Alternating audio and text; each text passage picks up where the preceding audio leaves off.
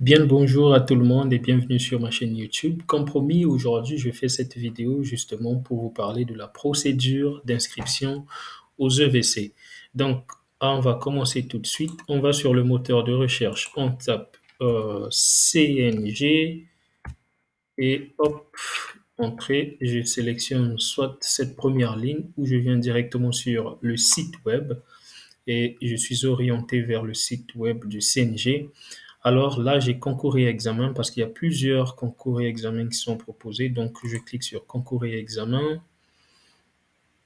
Je suis là, concours et examen, il y a des administratifs et concours médicaux. Je sélectionne concours médicaux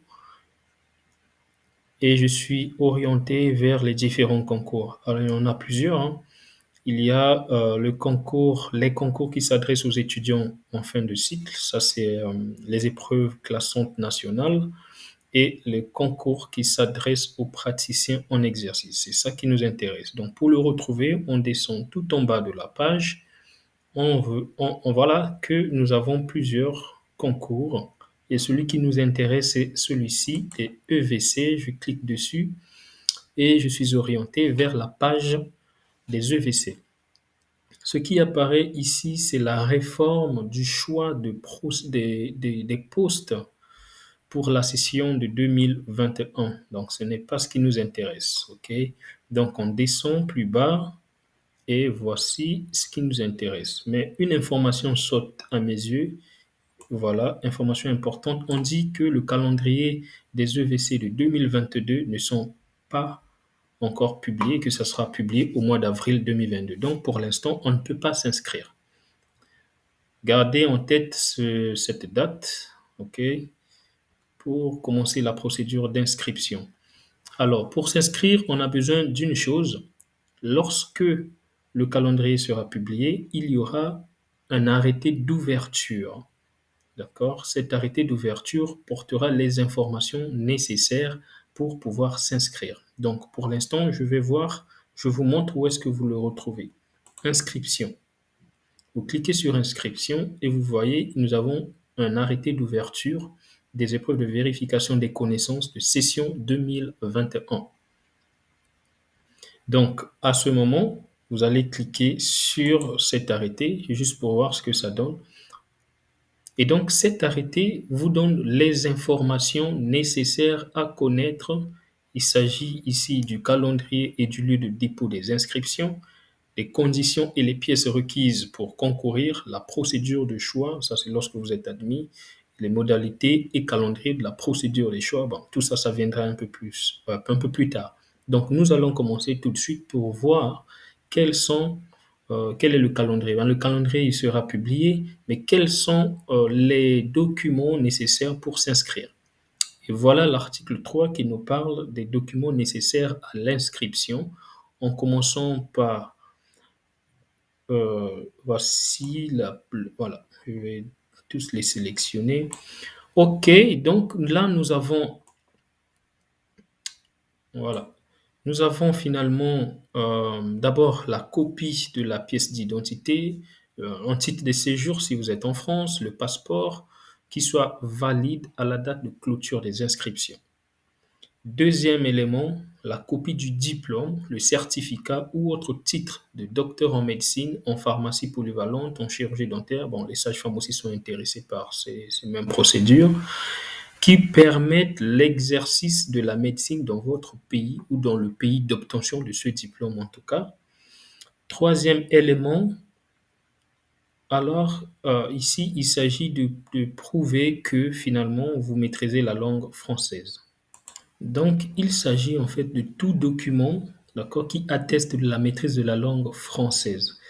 Il faut lire l'article 2 de cet arrêté. En bref, je vous le résume. Cet article dit simplement que si vous avez étudié dans un pays francophone, le Sénégal, la Côte d'Ivoire, le Congo, ou peu importe, vous allez donc vous adresser au rectorat de l'université ou à la scolarité de votre faculté, de sorte que le doyen ou le recteur signe une attestation qui dise que vous avez passé votre cursus universitaire en français.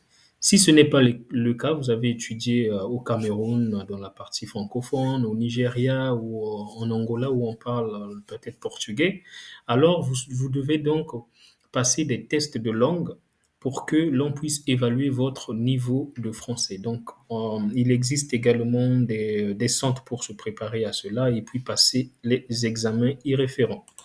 Ensuite, vous avez une particularité ici à l'article numéro 2 où il y a des personnes qui ont la qualité de réfugiés politiques. Voici, les réfugiés politiques, les apatrides ou les bénéficiaires de l'asile territorial ou de la protection subsidiaire. Toutes ces personnes peuvent concourir ou en tout cas passer les épreuves de vérification des connaissances. Et donc, la particularité, c'est qu'il faudrait apporter une preuve qui justifie de votre état ou de votre qualité de réfugié politique. Pourquoi cela est important? Ben parce que vous allez voir tout à l'heure, d'ailleurs, je viens sur les différentes listes, il existe deux listes sur lesquelles vous pouvez vous inscrire. La deuxième liste, la liste B, c'est celle qui concerne justement les réfugiés politiques et toutes les autres personnes dont j'ai cité tout à l'heure. Cette liste les concerne et eux, ils passeront simplement un examen. Ça veut dire que l'objectif chez eux, c'est d'avoir 10 de moyenne et ils sont admis. Alors que pour le reste des personnes, vous, vous devriez vous inscrire sur la liste A sur laquelle liste vous passerez un concours. Voilà. Le concours, c'est que on sélectionnera, entre guillemets, on va dire, les meilleurs candidats pour pouvoir intégrer les services hospitaliers. Et donc, la liste A, elle est différente de la liste B. Si vous voulez vous inscrire en liste B, il faut des preuves. Et sinon, tout le monde, liste A, concours, être meilleur que les autres. Donc, si on résume bien, ce que vous devez disposer avec vous avant de commencer les inscriptions, votre passeport ou pièce d'identité, titre de séjour, votre diplôme qui vous autorise à exercer la médecine dans le pays d'obtention, et ensuite votre attestation de maîtrise de la langue française. Très facilement, vous pouvez l'obtenir, sinon passez les tests de langue. Et si vous êtes un réfugié politique, eh bien, vous devez préparer les documents qui attestent de cette qualité. Voilà les 4 documents les plus importants. Je crois que c'est même les seuls documents que vous avez besoin pour vous inscrire à ce concours. Du coup, une fois que vous avez tous vos documents en votre possession, vous venez sur ce lien d'inscription, vous cliquez dessus, vous inscrire là. Donc, ça va se passer en ligne. Il n'y a pas à envoyer les documents par la poste ou par DHL. Vous venez ici, vous cliquez et vous avez un lien de gestion des inscriptions. Donc, voilà, à partir d'ici, vous allez rechercher le concours qui vous intéresse, parce que là, il y a tous les concours. On vient un peu plus bas, je crois qu'il y a, voilà, les EVC, et en fonction de la spécialité que vous avez choisie, cardiologie, biologie médicale, médecine cardiovasculaire, c'est ça, chirurgie faciale, maxillofaciale, ainsi de suite. Ou bien médecine générale, vous venez et ensuite vous mettez là documentation, vous cliquez dessus et à partir de là, vous allez scanner tous vos documents et les scanner et puis les déposer là dans votre petit espace qui sera alloué à cela. Une fois les documents déposés, vous aurez à attendre quelques jours et finalement vous aurez une réponse du CNJ qui vous dira si oui ou non vous êtes retenu pour candidater. S'il faut peut-être changer un document, il faut apporter un autre document, ils vous diront tout. Et une fois que cela est fait, vous pouvez revenir donc sur les listes provisoires pour vérifier que votre nom est bel et bien présent sur la liste. Donc, je ne clique pas là-dessus, sinon on va voir les noms des gens qui ont candidaté en 2021.